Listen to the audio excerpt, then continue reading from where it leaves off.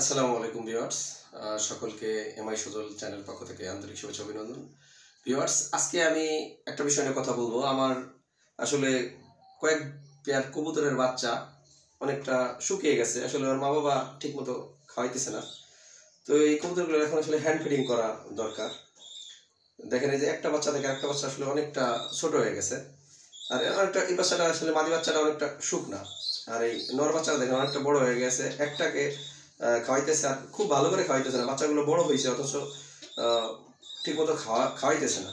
তো এই কারণে আমার আসলে হ্যান্ড ফিডিং করা দরকার। এই হ্যান্ড ফিডিং এর জন্য আসলে আমি একটি তরল জাতীয় খাবার খাওয়াবো। এর জন্য দরকার আমাদের একটা, এই যে একটা আসলে 5 ml এর যে সিরিঞ্জ, এই সিরিঞ্জটা নিয়েছি। আর এখানটাতে নিয়েছি আসলে এই যে দেখেন বেসন।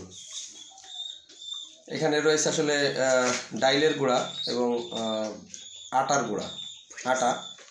তো এই আটা এবং এটা দিয়ে আমি এক ধরনের তরল তৈরি করছি। আসলে গরম পানি দিয়ে তৈরি করা হয়েছে তরলটা। তো এটা কতটুকু পরিমাণ আসলে যে পর্যন্ত আপনার বুঝবেন যে এটা খুব বেশি গরম নেই, আসলে বাচ্চাকে খাওয়ালে কোনো সমস্যা হবে না, ঠিক তখনই আপনারা খাওয়াবেন। বেশি গরম হলে কিন্তু আসলে সমস্যা হতে পারে।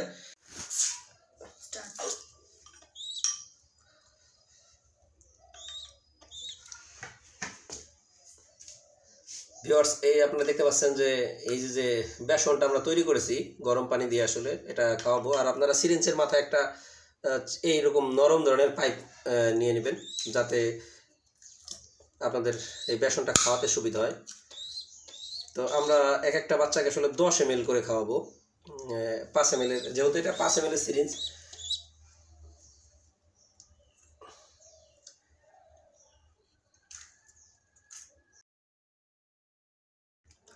তো 2 সিরিঞ্জ করে আসলে খাওয়াবো এক একটা বাচ্চাকে।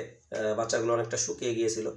তো হ্যান্ড ফিডিং করতে পারেন আপনারা, কারণ সবসময় কবুতরের দেখা যায় কবুতর অসুস্থ হতে পারে, বা বিভিন্ন কারণে কবুতরের নিজেদের মা বাবার দুর্বলতার কারণে কিন্তু অনেক সময় বাচ্চাগুলোকে ঠিকমতো খাওয়ায় না। তো আমি বাচ্চা দুটোকে আসলে 2 সিরিজ করে খাইয়ে দেবো 10 ml করে। দিনে আসলে 2 বার আপনারা খাওয়াইতে পারেন এই খাবারটা।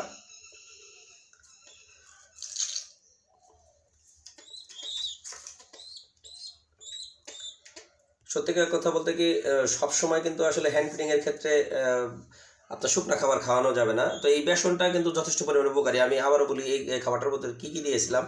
এই খাবারটার মধ্যে আমি দিয়েছিলাম কিছুটা গমের গুঁড়া, মানে আটা, আর দিয়েছি ডাইলের গুঁড়া, যেটা বেসন আপনি বাজারে কিনতে পাবেন। এটা আপনি বাজার থেকে কিনে এনে গরম পানিতে গুলিয়ে কিন্তু দিনে 2 থেকে 3 বার খাওয়াতে পারেন। তো এই বাচ্চাটাকে আমি 3 সিরিঞ্জ খাওয়ালাম, মানে 15 ml খাওয়ালাম, কারণ এই বাচ্চাটার পেটটা খুব বেশি ভরেনি। তো এই কারণে। তো দর্শক, আপনারা তো দেখলেন যে কীভাবে হ্যান্ড ফিডিং করাতে হয়। অবশ্যই আপনাদের যাদের কবুতরের বাচ্চাগুলোকে তার মা বাবা ঠিকমতো না খাওয়াবে, তাদেরকে আপনারা হ্যান্ড ফিডিং করতে পারেন। তো দর্শক, আজকে এ পর্যন্তই। সকলে ভালো থাকবেন এবং সুস্থ থাকবেন, এবং সজল ভাইয়ের মতো আমাকেও সাপোর্ট করে সাথে থাকবেন। আল্লাহ হাফেজ।